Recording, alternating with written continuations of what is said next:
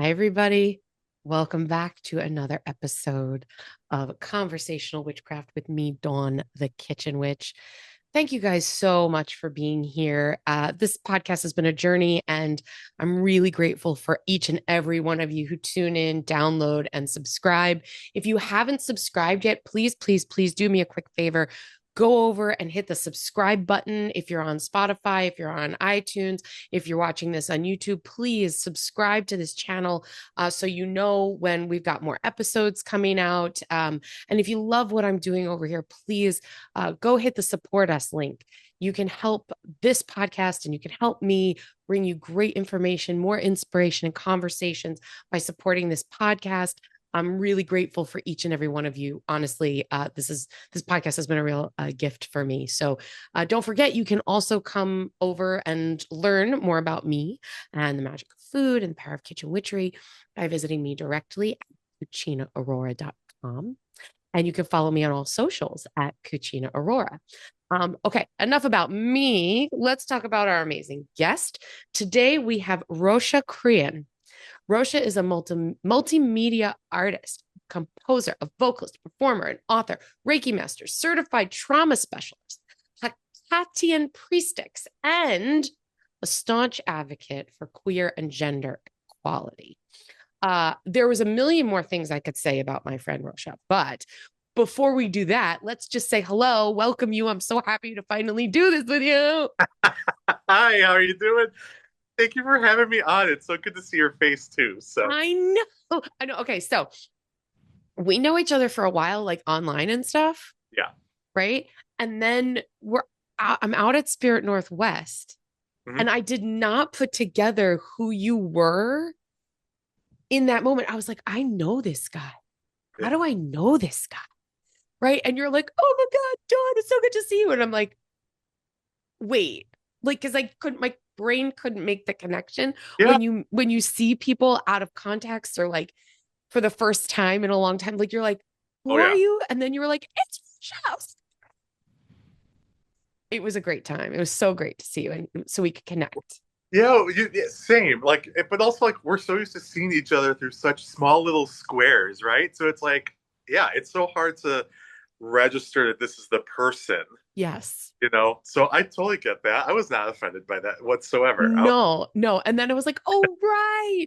No, that was a really, really, really good time. And I've like told so many people about it. And, just going out to the Pacific Northwest was great. And we were chatting while we were out there because you just moved out there. Yeah, I just moved to Portland from Chicago in October. This last time. Right. Yeah. So it hasn't even, so this episode is going to air in October, but we're recording in July. So it hasn't even been a year for you. Yeah, not yet. How has your life changed since moving out there? Oh, it's been such a weird roller coaster in the best of ways. I knew it was my time I've been in Chicago for 12 years, Yeah. and it was time to leave, especially after the pandemic. I was just like, my intuition was just saying like, there's nowhere else to thrive here anymore. There's no more moving up. And of course, I try to look very positively at things and go, well, maybe I just have to create those next levels up. And just I think Chicago just has an energy about it, and the energy isn't always healthy. And I just decided, like after a while, like, yeah, you know what? I think this is just Source's way of telling me, like, yeah, it is time to get out of here. And I've always loved Portland. I have been coming to Portland often since like the 90s when I was in a grunge band and constantly going to Portland and Seattle. And and of course just being friends with the that witch life ladies. And they finally convinced me, like, why aren't you just here? And I was like, you're right. And literally the first week I moved here, I got in touch with gallery owners for my art. I got in touch with a new publisher and a lot of like also like music organization directors. And all of a sudden I was like, oh, here's where my doors are open. Here's where I get to drive further. And yeah, it's been weird not really having like full-time work right now, but it's building. And that's what I expected. It was going to take some time, but yeah, I think amazing things are happening here. And I feel so much more connected to the land here and to the people who live here, and Hmm. did my little like connection with the land spirits where I live, and was Yeah. like, I really hope that you'll welcome me with open arms. I am here to help and serve and connect to my community, however you see is necessary. And I feel like they've blessed me pretty well. I love that so much. I think there's really a call, like if you're paying attention, I think there's a lot of us that feel called to where we wind up or where we go geographically. Yeah. Like I never felt like a resonance with the land that I grew up on. Yeah. I always felt a resonance with, being in mountains, or not necessarily mountains like you have in the Pacific Northwest, but like my family used to not vacation, but like take day trips up to like the Catskills area in upstate New York. And I always Yeah. felt like so much more connected up there. And then when I was a kid, the first time I went to New England, I was like, oh, right. Okay, I get it. And then always felt the pull to move to New England. So I think there's purpose and um pull of geography that puts us where we're, if we're paying attention, if as witches we're paying attention to where we're supposed to be, right? Like that's how you wound up in Portland. But where did you start? Like we love to learn about origin story here. So Yeah. like how did you become this amazing artist, musician, writer, witch person from your humble beginnings? What are your humble beginnings? Um, yeah, I have very unusual beginnings, Love and it. they've all led me here. And Love it. so I grew up a good portion of my life. I grew up in Glastonbury, UK. And No. yeah, and so this was like I was always around this. I was always around Druidism, paganism, witchcraft. I was always playing with tarot cards. I was always connecting with spirits. I was always seeing energies. I know I was born with synesthesia, so I see colors from sound. It's called chromesthesia.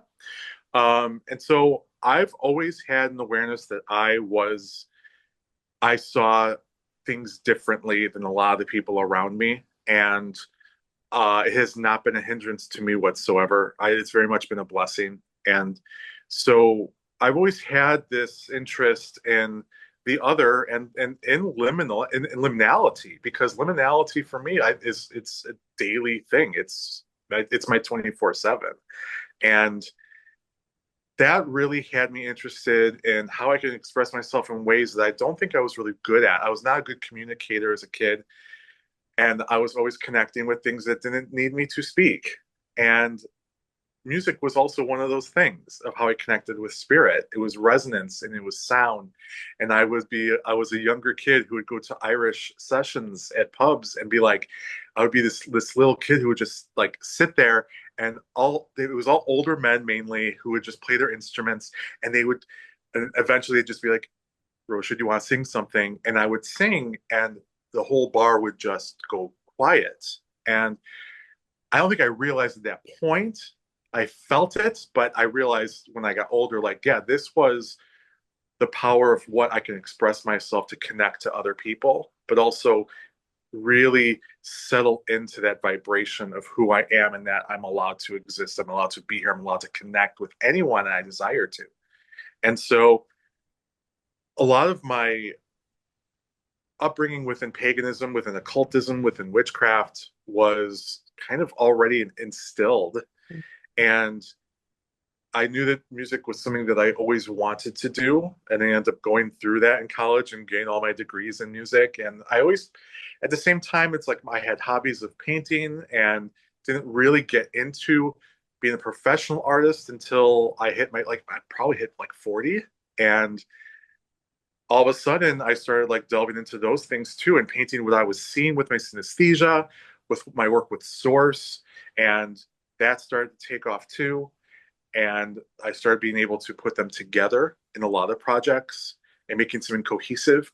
And then I was asked a lot about from people about like sharing my experiences as synesthete, as a witch, as an intersex person, as a queer person, as an artist, and that is really what got me into writing as well, was Right.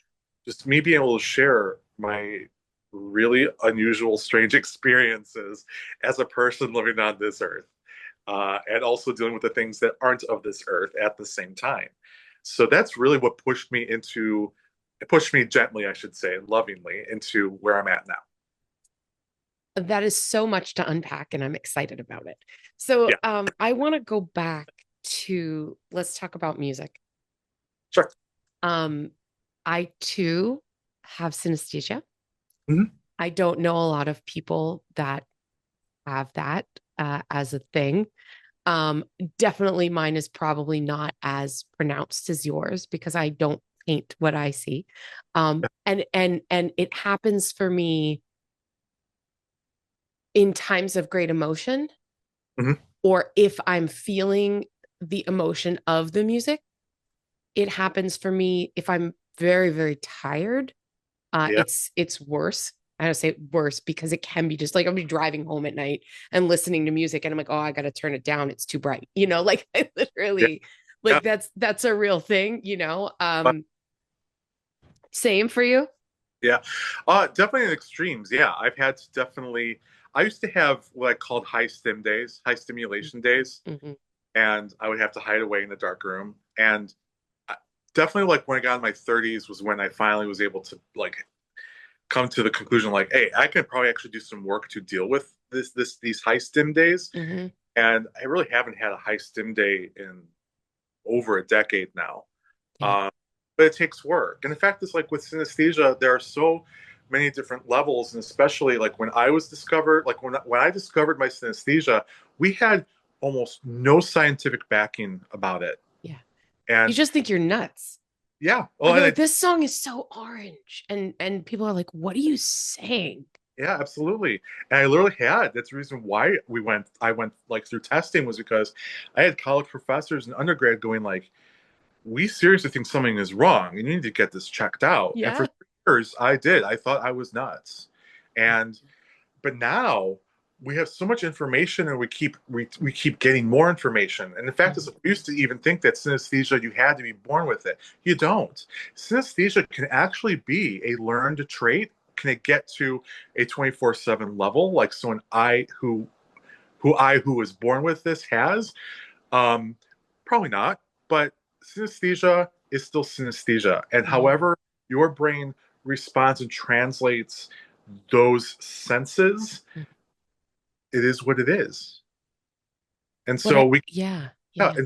and even like even people who have chromesthesia, which is my brand of synesthesia, um, even if I meet someone else who does have my like that 24/7 Mhm. analysis in my brain of all sound and color, I can hear a middle C on the piano and see. No, usually that's more burgundy for me. But someone else, another chromesthete, can hear a middle C and be like, "Oh, this is like cerulean blue," Yeah. right? Like, there's no blueprint for how each of us translates these things whatsoever. There's Yeah. no pattern. It's a thing, and each person has their individualized pattern. But between people, there's no pattern. It's just chaos. I think what's so incredible about all of this, and particularly around music. So what you don't know about me is that I wanted to go to school for music. I didn't really. I Yeah. started and then I did really poorly, failed out of school, went back to school for design. But music was in high school and in early college was like my life. And I was singing all the time. I was in like three different groups, and I played the piano. And well, I played the piano when I was a kid. I've started getting back into it now as an adult.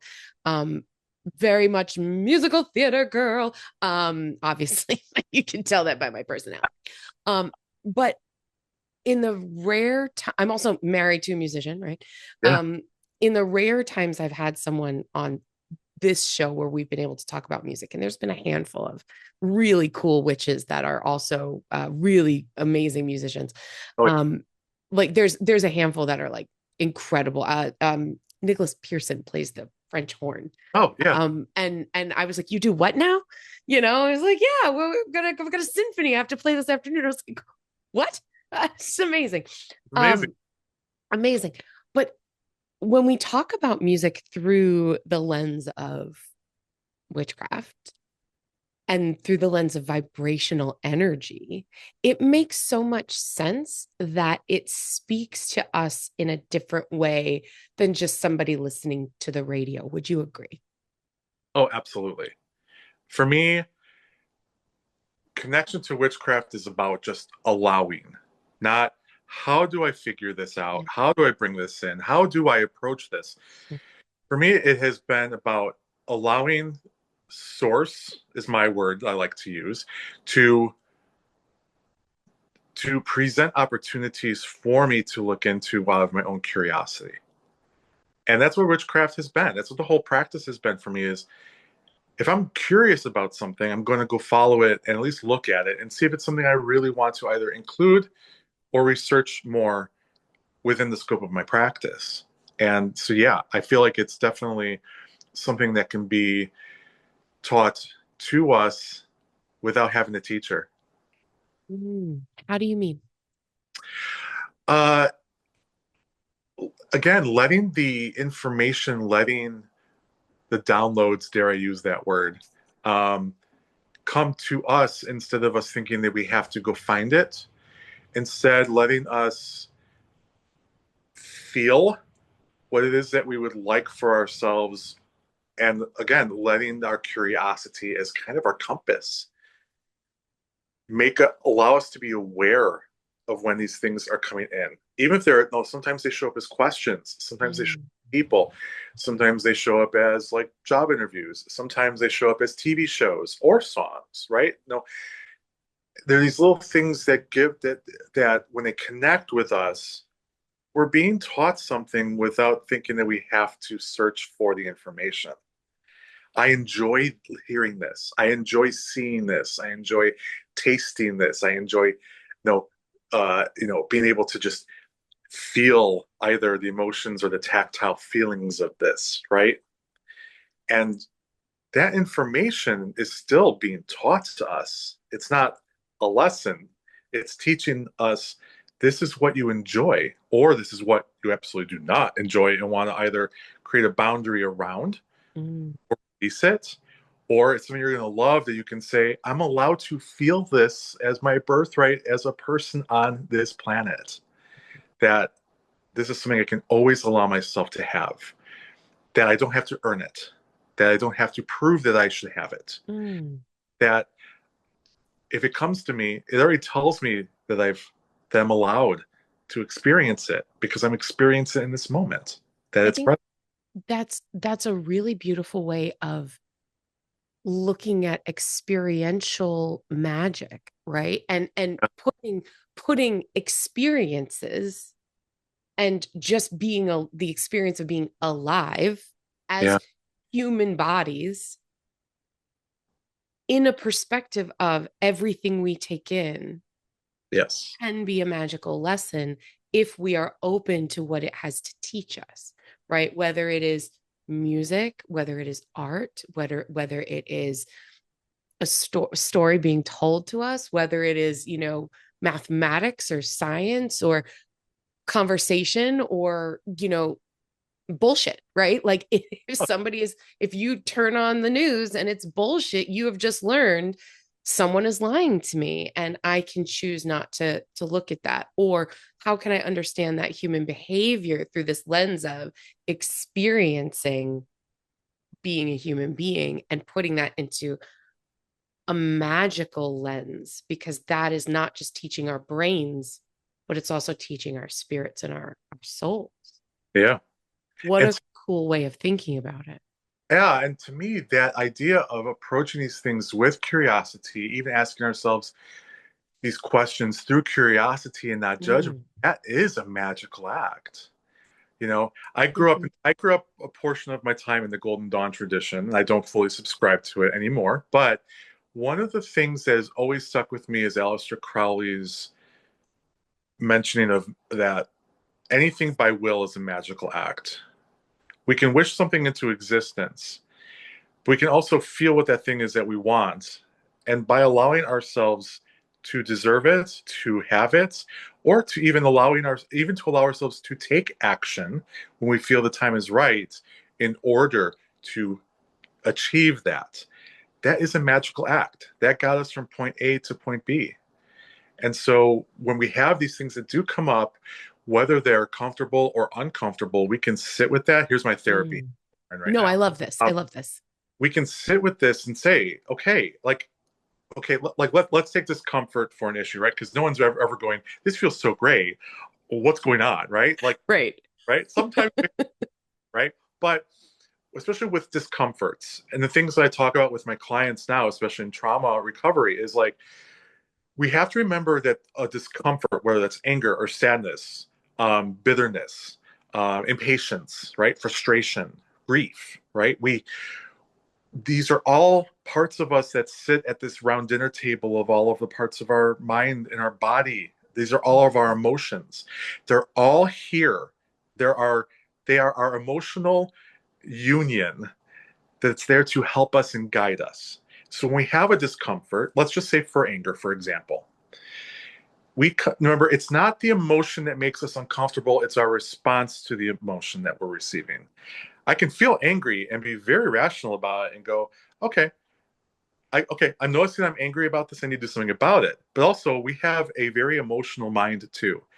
And that can make us feel even more uncomfortable when we're sitting in that feeling so that we can process it. Because the only way out, unfortunately, for some is through, right? So we can see anger for what it is, but I also remind people like, yes, it's not anger that's making you uncomfortable. It's your response to the anger that's making you uncomfortable. A lot of times because either we feel like we shouldn't be feeling the anger or we just don't want to feel the anger. So therefore we feel uncomfortable about it. Or we don't necessarily might not even know why the anger is there. Therefore, we have fear about that too, which then can also make us uncomfortable. And I try to remind people like anger as an example. Anger is your advocate. Anger actually is not a negative emotion. We can perceive it as a negative emotion based on what we're feeling as a response. But when we remind ourselves that anger is here just as much to say, hey, you're not feeling good about this? Let's do something about it. Let's talk about it. Ask me from you, or what do you need from me? And so this round dinner table, I tell people all the time, it's round because no emotions sit at the end of the dinner table. There's no end of the dinner table. And give them all extra dessert. They're all, they're all like give them as much tiramisu as you want, right? Like just made a tiramisu, right? just made one. Everybody gets extra ice cream at my table. Yes, okay? Exactly. Pour some extra icing on the cake. You know what I mean? Absolutely. And because when we talk to these things and we remember that these are parts that are always here to help us, as witches, as even though especially us tarot readers, or at least people who at least understand the tarot, like the tower is almost always throughout our lives when it comes to our emotions. We're feeling these discomforts that might feel doom and gloom at first, but the fact is they are leading us to something better because we're acknowledging that this has to happen, that we can look at that and realize this is coming from me. This is a part of me inherently. And I'm not going to harm myself. I'm not going to try to destroy myself or want myself to fail. And so I can look at what the anger is trying to tell me, what I need to change, and even ask myself questions of like, why did I respond this way in anger? Why does anger come up when someone says this thing or someone does this thing? And then when we just give ourselves time and space, I always call it expansion.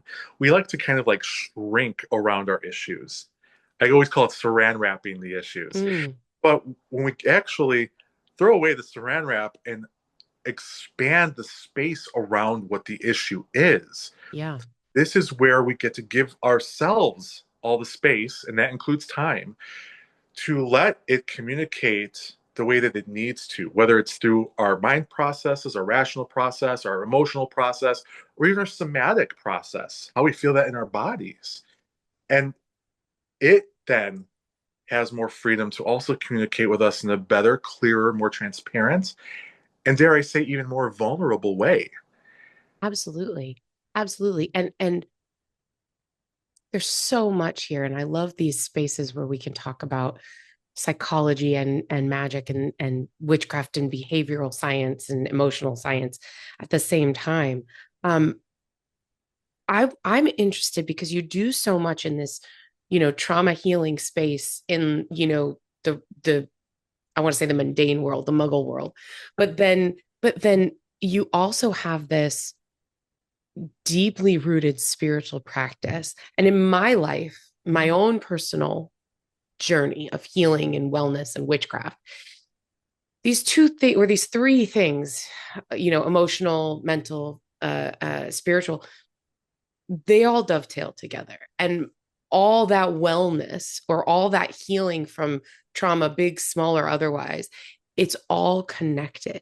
Can you talk a little bit to people who might be struggling Hmm? with dealing with trauma? Yeah, Maybe two or three things that they could do in their witchcraft to help process some of their trauma, because I feel like we're all kind of on pins and needles in the world right now. And some of us are dealing with past traumas, and some of us are just really traumatized by daily life and the fear and the existential dread of daily life. Can you, as an expert in both of these things, give us two to three things that maybe we can all do in our spiritual craft that can help us deal with some of the trauma we might be experiencing? sure. Let me preface this. I think this will help your audience to understand, like, we're healers because we've been through it. Mm, Because through our experience, we know how to move through it and how to help others, be able to move through it as well. yeah. I, in my childhood, I went through all four forms of abuse, and also heavy, tragic losses in my life, and that formed a lot of what I loosely refer to as traumatic wounds. Sure. And a lot of that was even like there was a 3-year period where I lost my mother to cancer very quickly after 3 weeks. After 3 weeks from a diagnosis, my father died a couple years later. My partner died less than a year later, and my best friend died pretty soon after my father, maybe like 2 months after my father, I think. Mm, I'm so And sorry. remember, thank you. Um, and the thing that I tell people when, for example, like just saying, like you saying sorry, I appreciate that so much. And at the same time, there's a part of me that wants to go, it's okay now because I can accept it for what it is, and then I Mm, can't get through it. And I want whoever's listening to understand that this doesn't make these things less difficult. This doesn't make these things suck less. These things don't become less valid. That and I don't like using the word valid that often, but I will use it right now because I think it's the easiest word to use. What I try to remind people about is that my recovery journey, as well as many recovery journeys, have to get difficult in order for you to get into an accessible place of healing. One thing in particular I voice a lot, especially when we talk about shadow work. And in shadow work, we're doing a lot of IFS work, which is internal family systems. I was just talking about that round dinner table. This very much embraces IFS. And I am one of those people who will always say, we cannot jump into shadow work by ourselves. hmm We need a facilitator. And that's okay. That doesn't make you weak. That doesn't make you incapable or less than or insufficient. But here's why I say this. And I talk about this especially with even journaling. We need a mirror to be placed towards ourselves when we come to our healing through trauma, or I should say, of trauma. And we can't turn that mirror towards ourselves. Quite often, it's not easy for us to turn the mirror towards ourselves. So it's nice to have someone who is an unbiased, non judgmental, and yet still a nurturing, supportive person who can turn that mirror and go, hey, I got this. Here you go. Let's look at it. Let's accept that it's hard. Let's accept that it sucks right now. And let's move our way through it together. and I can help lead through that. And I talk about, so as far as practices go, I think mirror practices can be amazing when it comes to this. I think a mirror practice with a facilitator can be super great. I think once you are capable of acknowledging and being able to accept, yourself being able to dive very deeply into some of these hardships, then maybe you can try doing some of these exercises on your own for sure. Right? It's not impossible, but definitely when you're starting off, it's not the easiest to do, and that's okay. So when it comes to witchcraft, I think mirror, like whether you do a mirror spell, a mirror ritual for yourself, a lot of these really do include journaling as well. And even in my podcast, the first episode of my podcast, I talk about, because I do journal prompts in every episode. And the journal prompts, I approached it in the first episode going like, listen, this is woo woo for some people, or this is where we roll our eyes because like, they're gonna ask me to. Can I swear? Yeah, you can fucking swear. Okay, awesome. Oh great, another fucking person asking me to journal again, right? But what I encourage people to do when it comes to journaling is understanding that the journal is also your mirror. Because when we just talk about ourselves and our emotions, everything that we're feeling, we're not 100% actively listening to ourselves and processing what we're saying. When we journal and we're honest and we're not censoring and we're not trying to write the great American novel, Mm-hmm. we're just putting down on paper exactly what we're feeling. And then we get to go back to it and really give ourselves the time to actively listen by reading what we just said. And almost always we find something that we were not aware of if we had just said it out loud. Oh yeah. Oh yeah. And so when it comes so number one, definitely mirror with someone. Number two, journal. When it comes to also trauma recovery, I am a hardcore dark goddesses person. Those goddesses are who I connect to. They're who I vibe with. They're around me 24/7. And what the dark goddesses have always resembled and represented to me was the fact is we have to accept when bad things happen. Mm. Radical acceptance. But the thing also is that radical acceptance always comes with radical compassion. And we never think about the radical compassion part that comes with this.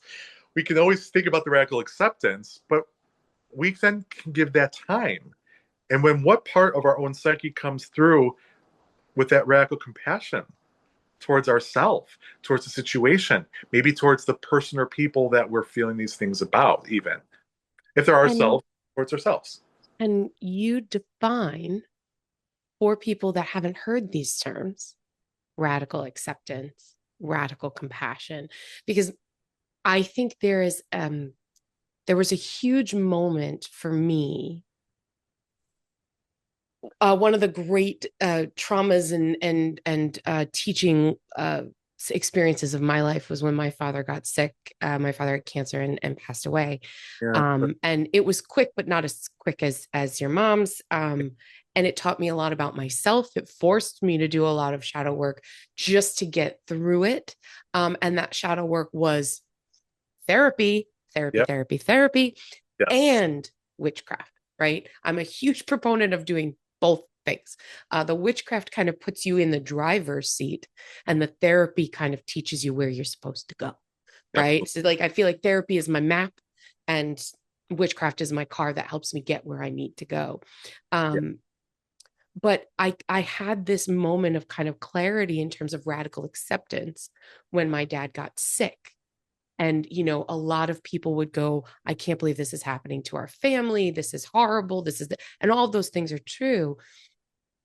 But realizing it wasn't about me, accepting that this was his journey, he was going to make decisions about his treatment that I had nothing to do with. Yeah. He was going to choose his own path, no matter what I decided. And accepting the fact that it was a shit situation in a shit sandwich next to a shit sundae, and I Yep. was just going to have to eat it Yep. and figure out how to get through it and figure out how to digest it. And that to me was the radical acceptance of it's not about me. Yeah. Right. Can you explain maybe more concisely what you mean when you say radical acceptance and radical compassion? Yes. When we have radical acceptance, we're not trying to hide from the emotion that's there. Radical acceptance tells us to look at the situation for what it is without needing to analyze it, to rationalize it, to reason with it, to what if it, to why is it always like this, it, you know. Radical acceptance is being able to say, this is a really awful situation. I don't like it. And in radical acceptance, we can move towards a long-term view of the situation rather than the short-term view of the situation. Mm. Meaning, right now in the short term, this fucking sucks. Yeah. Long term, what do I need to do for myself in order to move through this, to move past it, to know that I can accept grief, especially in this case, for what it is, that it's me missing someone, that it's me not feeling like I can access the love from someone, right? How can I allow myself to still achieve accessing that love? Well, the thing I usually tell people in radical acceptance is that we have to be self-full. Self-full is not selfish, and it's definitely not selfless. Less. But in self-fullness, it's that reminder that each of us, we're the only people that are stuck in our bodies 24/7. Every single one of you. You're the only person that understands 100% of your experience and existence, and no one around you connected to you, whether your partner, lovers, kids, parents, friends, community, no one except for you 100% understands your experience here in that body. Therefore, you are the center of the universe. Not the only, but you are the center of the universe. You are your first priority and you are your first consideration. Because if you can't heal or allow yourself to be healed, how are you going to help anyone else heal? If you can't find unconditional love in your life, who do you have to show it to first? Your goddamn self. That's what RuPaul says. Right. If you can't love yourself, how the hell are you going to love somebody else? Can I get amen? Mama Ru knows her shit. Mama Ru knows her shit. And like you can boil all that down to that, right? And it's so true. And we're always looking for that external, even within witchcraft, which I think is interesting. We're looking for the external thing that's going to fix us. We're looking for the external validation instead of saying, I am powerful. I can heal myself. I have this power. I just have to take that external view and make it an internal view. Because then why the hell are we even talking about intuition in the first place in our craft? Right. You are your guide. That's never changed. Ever. So you already have all of the answers within you. Sometimes it takes either conventional or unconventional practices to allow yourself to access your guide or to at least connect and communicate with your guide, right? I, for years, was very separated from my guide, which was honestly just the part of me that I just had muted for so long after being told for so long that my emotions, my opinions did not matter compared to everyone else's comfort. And I was able to finally that's that person and talk to them. Let them start talking to me. Let all of my other parts come in. I have a very long story about this, which I won't go through it today, but this guide I had originally found was a mute child, not my inner child. I want to make that very clear. But it was another child, mute in shackles. Didn't know how to communicate. And when I found that child, my inner sage came in, my inner caretaker, who is definitely personified by my mother right now, came in and took that child in her lap because at that point, I didn't feel like I could do anything for that child. And so she came in and she's taking care. And my inner child then came in and just started like petting that child. And I just got to witness it in my mind. I just got to witness all the other parts of me taking care of my guide. And finally, over time, those shackles got removed. They were able to speak.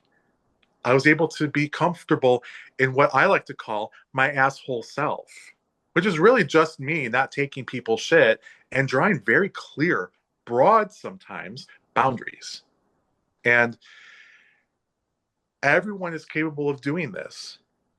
But I want to remind you too, when it comes to radical acceptance, when we are just allowing, that's such a powerful word, because we can't control, we can't make, we can't try, and we can't push. And I encourage everyone I work with about those four, what I call antis, A-N-T-I. You can't use those words. You can't allow yourself to subscribe to those words.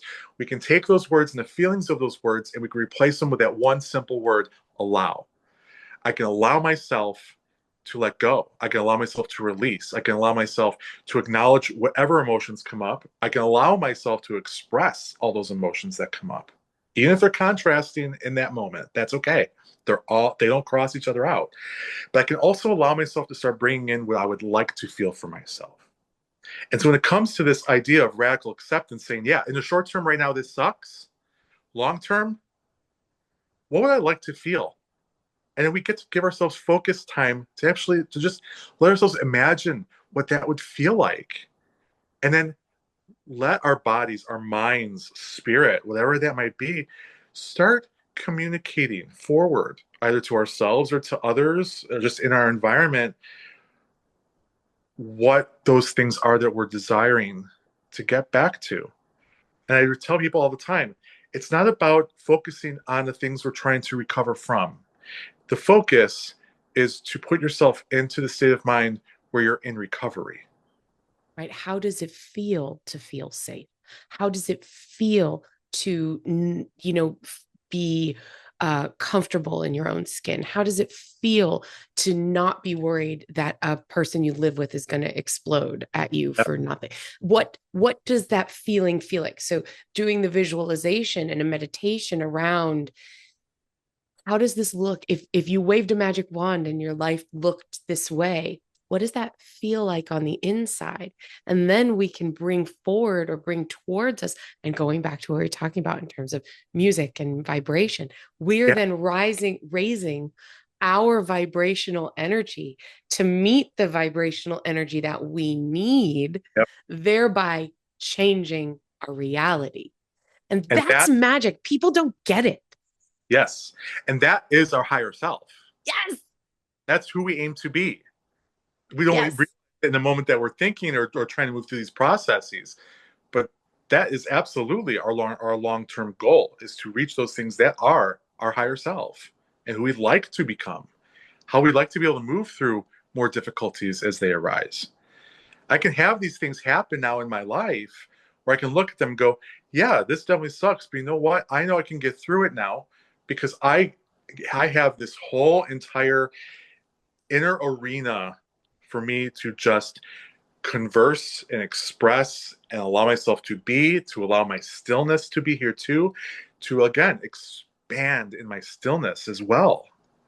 Mm-hmm. And those things that come through are coming through because we're giving it 360 degrees of open opportunity instead of that we have to put expectations or how it's or tell ourselves how this has to come across. Close that 360 degrees to like 10 or 20 degrees instead. And all these you block off all the other opportunities. Yeah. So the opportunities for growth, for clarity, for healing, for transparency, for healthy relationships, we close a lot of it off because we're just absolutely saying, no, it has to be like this. Well, guess what? You just change yourself up.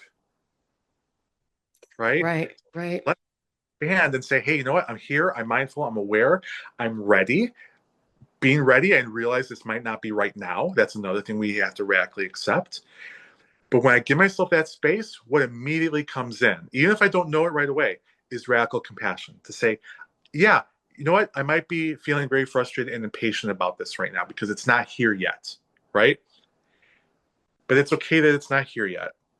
It's okay, and I'll just no, I can just bilateral tap while I'm doing that, and just say like it's okay that I'm feeling impatient, and it's also okay that I can allow myself to rest and still trust. And however I have to allow myself to feel some sense of calm, relaxation in a healthy way, I'm going to allow that to come in. Amazing. Okay, we have to take a quick break because we Okay. haven't taken a break, and we have sponsors that need to be heard about. So let's take a 2 second break, Okay. like a 2 minute break, and then we're gonna come right back and talk more about all this stuff with Rosśa Crean because you're fucking amazing. We are back with my friend Rosśa Crean. Dude, this is like my favorite. I love I love this shit. I love when we can talk about the dovetailing between magic and psychology and behavior and like neuroscience and like Yeah. everything we were just talking about creating that space, changing your vibrational field, allowing yourself to heal from trauma. I think we get this word manifestation is thrown around. I'm gonna just manifest it. I'm gonna just manifest it. This is the work of manifestation. It's being open to all of those things. It's getting your head right. It's being able to work in the liminal space of between where I am and where I want to be. Right. Yeah. All of this. It sets me on fire. I love it so much. Yeah. And I talk a lot. Well, I definitely talk a lot about manifestation. And to the people who definitely want to learn more information about it, I tell them the first thing to remember is that manifestation is about feeling, not about what it is that things are we feel like are supposed to be. The ancient alchemists always talked about when we're actually turning lead to gold, and we talk about this when it comes to the monograph, especially in like Kabbalion, all kinds of like discussions when it comes to more um, anarchaic forms of alchemy. Turning lead into gold, gold has always symbolized our emotional mindset. Mm. When you think about it, especially in the scope of manifestation, the result, the final reward result in the manifestation is not the thing. It is how good we feel about it. And that is simply full emotion. It's not even about the external. We translate it through an external, right? But that external could be anything that brings us that emotion, right? So when I tell people about manifestation and I try to explain one of the many processes that we can manifest, the central core of manifestation, no matter what process you decide to take, is the feeling. Mm-hmm. How would I like to feel about this ideally in my long term, Yep. right? Now, not how can I figure this out, but how can I just start allowing myself to feel this and let it come towards me in alignment? And we Mm-hmm. call, string theory proves this, mirror principle proves this too. It's very scientific as well. You remember, magic and science have very blurry lines. And Yes. so when it comes to alignments, remember, if you're constantly telling yourself, well, I guess I don't deserve this, or why doesn't this happen to, like, or no, why don't I deserve love, or why does nothing good ever come to me, why am I always like, why do I always have bad luck? Well, guess what, you just damned yourself, Blanche. Right. you, You literally told the universe, yep. I don't deserve love. And the No. universe is like, oh, you don't deserve that. Oh, you Yep. don't believe that. Oh, okay. Then I'm just going to leave you alone. I'm going to go over here to this person who does believe they deserve it. Yes. Give it to them. And to be very frank, this isn't about feeding yourself bullshit either. No, no. This is about getting yourself into a place of self-nurturing, of gentleness, of loving, kind attention, where you can, over time, start allowing yourself to know that you're deserving of this, right? And it's okay that it takes time to Yeah. get yourself into that state of mind. But it's also really important when these things come up, when we realize that there's something that we want to feel and be, that we have to ask ourselves with curiosity too, like, what does this feel like for me, and how do I want this to feel if I'm not exactly feeling it being 100% yet, right? Knowing that we, Absolutely. knowing of course that we can change and modify this. The thing always too is to remember energy's nature, whether it's negative, neutral, or positive, is to expand. Can energy shrink up? Hell no. It cannot. So if you're working on something and you if you're working on something and you decide to change it, or you decide to add an affirmation or change an affirmation, I'm using the affirmation loosely here, but if no, this isn't going to start you back at square one. There's no square one. Energy is always expanding and moving forward, metaphorically. So yeah, maybe we're bringing in some not so great things because of our limited mindset towards ourself or towards a situation, or our mistrust of people, places, things, ideas, philosophies, insights, whatever that might be. We can allow ourselves to slowly move out of that into a more forward thinking, more positive, more rewarding, more of a thrive mindset. But remember, it's not a switch. When we feed into the bullshit, it's believing there's a switch. When we're into kindness and gentle nurturing in order for manifestation to work, we can then remember that this is a process. It's my relationship and growing in my love relationship with myself.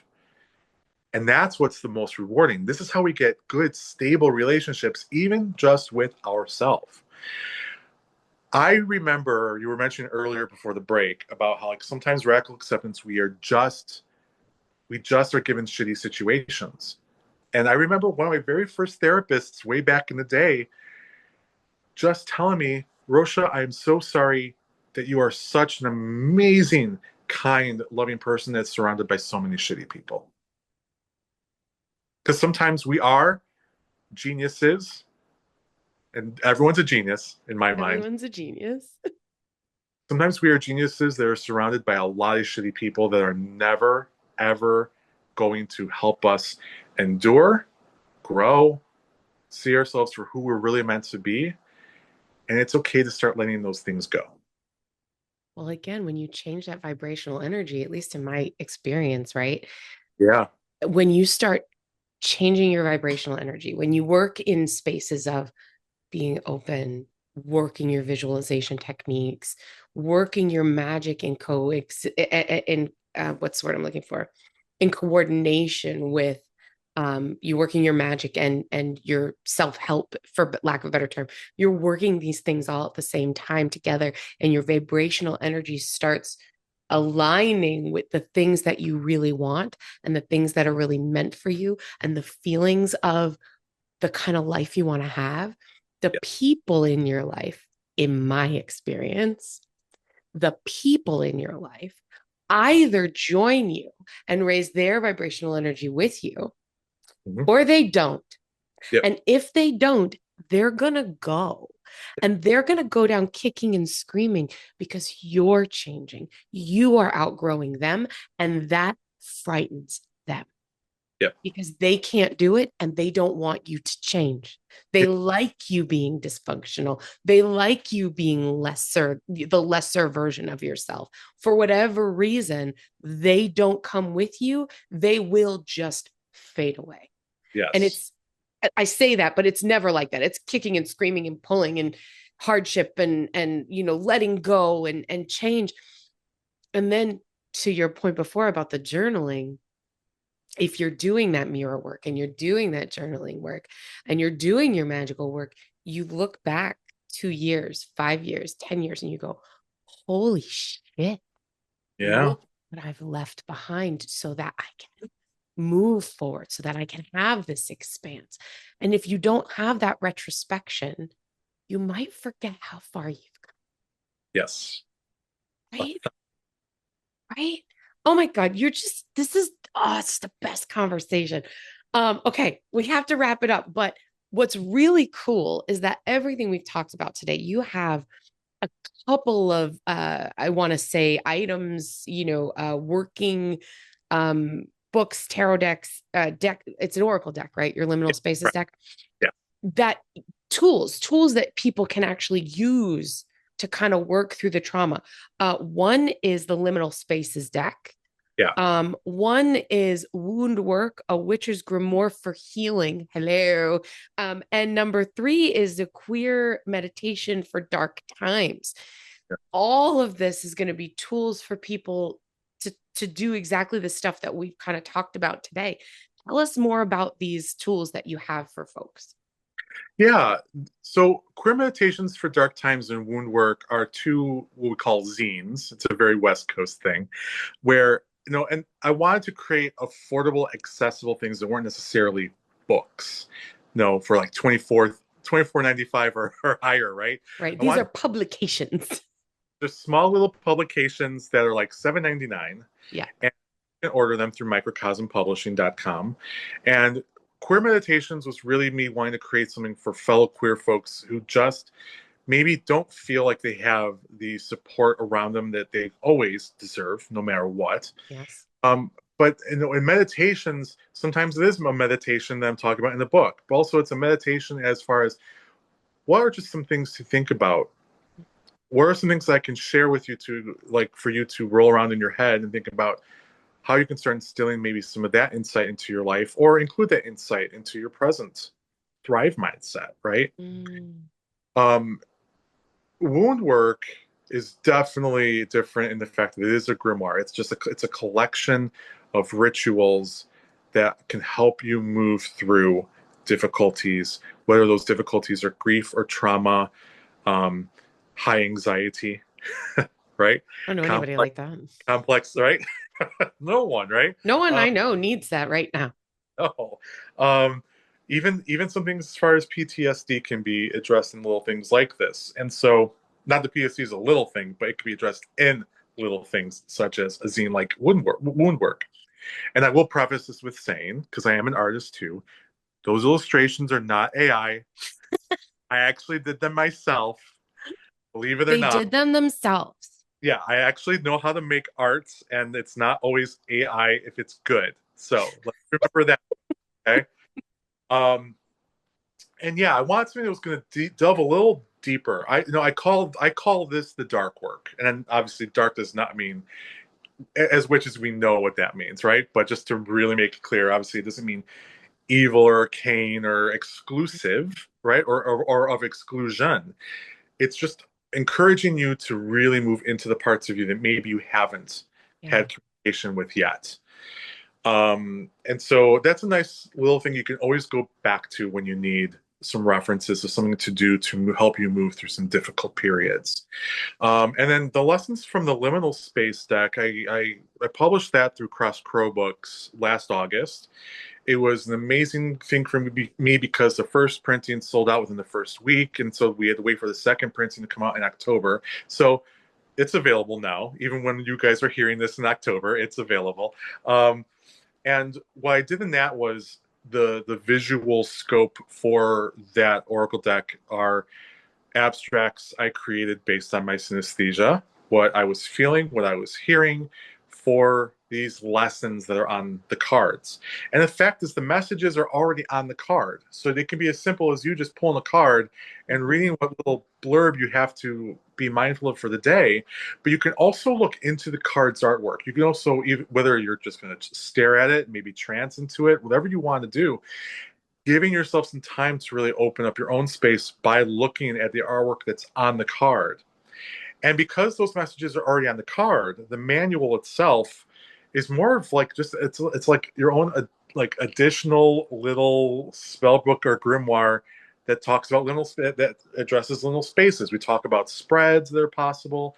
I even include an entire like appendix about all of the liminal spaces from every culture. Literally every single culture's liminal deity I included in that, because maybe we don't know who we want to connect with, and that can be options if you want.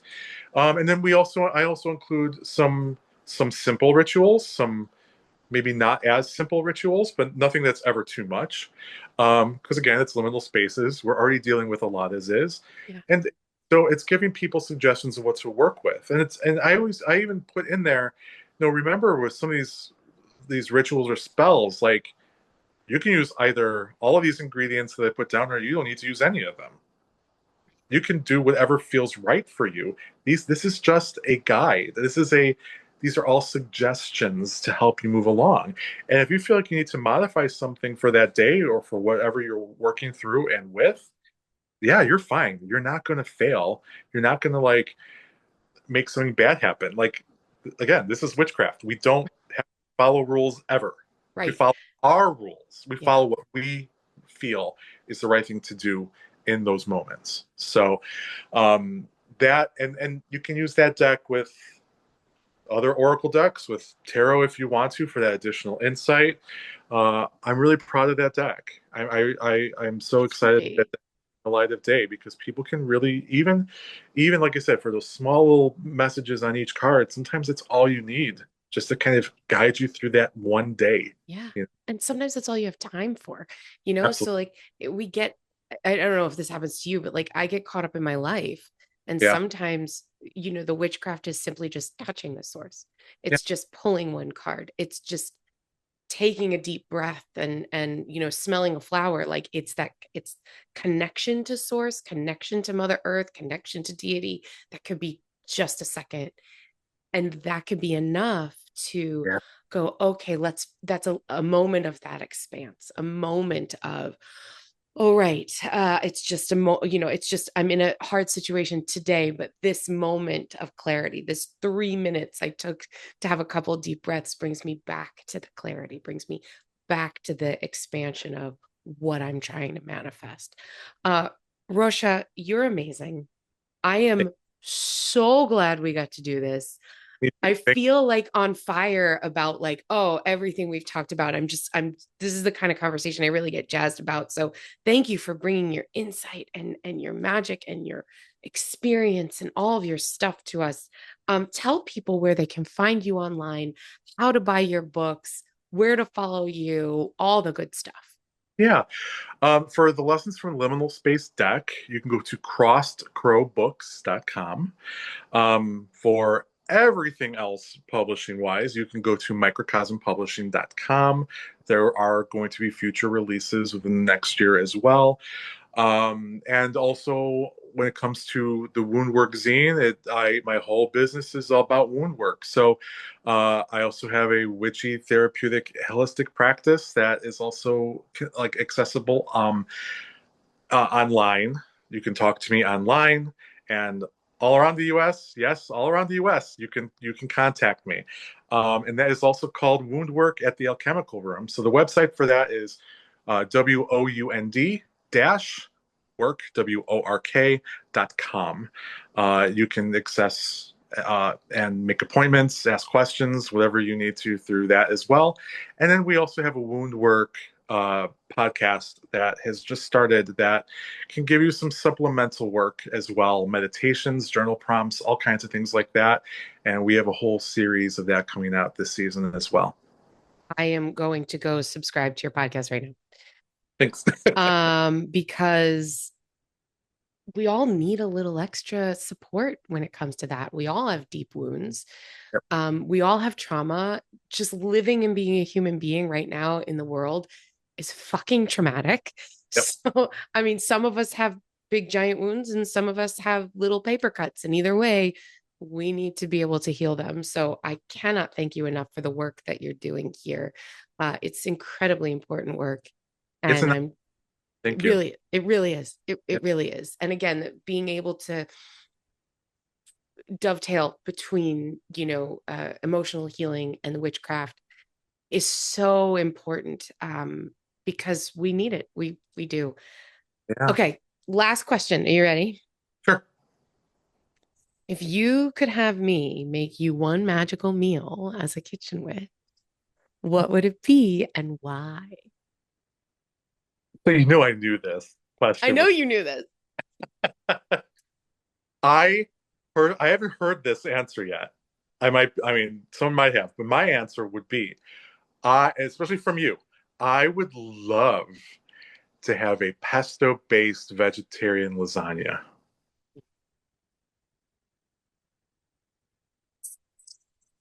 I Yes. have fresh pesto in my refrigerator right now Yeah. because I made a huge batch of pesto over the weekend. Oh So Lord, it's so good. it's so good because my pesto is different every time. And this time it was Yeah. arugula, tons and tons of basil. So the arugula gives it a bite. So Yeah. it's arugula, basil, parsley. I put like a little tiny bit of mint, lots and lots of lemon, roasted pagnoli. It's so good. And I would make that for you, the lasagna, but I would layer in, because right now when we're recording this, it's July, right? Yes. So I would layer in grilled things like zucchini, Yeah. eggplant. So it would be like the combination between a lasagna and an eggplant parm, but no red sauce. I Yep. might do slices of tomatoes in Yeah. there to give it a little pop of sweetness. I'm gonna eat this right now. Like this sounds fucking amazing. And described it, I'm like, that's exactly how I pictured it. Yes, yes. Come fly to New Hampshire. Okay. I'll Deal. have it on the table in 6 hours. Yep. Awesome. Awesome. Rosha, thank you so much for being here. This was amazing. We're going to put all of your links in the show notes so we'll be able to find you and people will be able to follow you and buy all of your things and subscribe to your podcast. Thank you, thank you, thank you so much for being here. This is amazing. Thank you. It's always good to see your face. Thank you for having me. This face, your face, little one of face. Aw. Thank Oh, even you. weird, everyone still wants to pinch. I love it. I just want to, and you are like as cuddly as you seem. Like I have hugged you in person, and you are a big bear cuddle monster, and I love it. Thank you. I love it. That's a whole category of human. Big bear cuddle monster. Like that's a thing. Thank you so much for being here. Everyone, thank you so much for being here. And until next time, I wish you all so many blessings and so much gratitude.